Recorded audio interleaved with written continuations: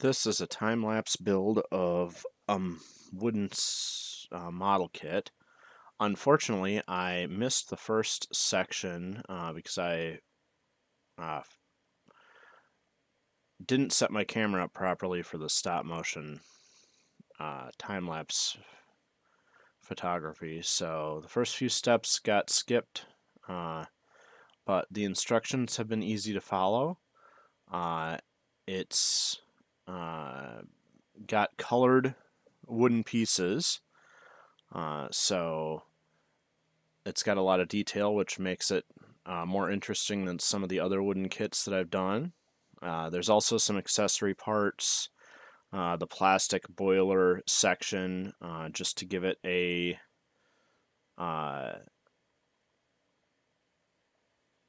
darker look. So there are a lot of non-wooden parts on this kit. But for assembly, they include most of the tools in the box, actually. So there's a tweezer and a screwdriver and a pretty nice little sanding stick and a sanding block. So if you don't have any tools, you can assemble this without any tools of your own. Although, like all model kits, having a knife available does make breaking the pieces out if they don't want to come loose, because sometimes the sprues don't get cut completely. So having the knife to split the sprues and loosen the parts does make it a lot easier to assemble. I was very careful waxing all the parts they indicated to wax.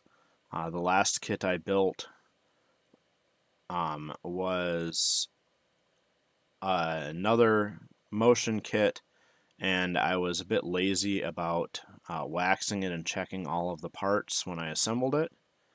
So the motion did not work as well on that kit. But this one, like I said, I intentionally made sure to do extra waxing, and you see I have a little metal lid from a spice jar to do all my waxing over because it was making little wax chips, and I was afraid if I ran out that I would need to remelt the wax, and having that little lid to do the waxing over collected all the chips so that they weren't just spread around my work area. So otherwise, this was a quick and easy kit. It's got an electric motor and a couple of lights, LEDs on a wire string that get pulled through the model, so that it's got light in the firebox and a couple lights in the boiler, and one light that ends up in the smokestack under the smoke, which is, included as a puff of insulation.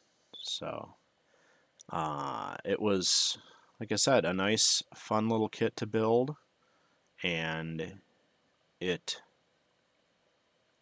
went together well.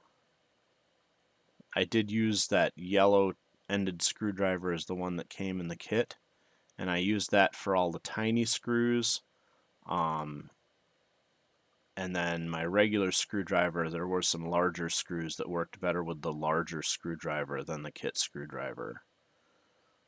But having the tools come in the kit was really handy and a nice little surprise.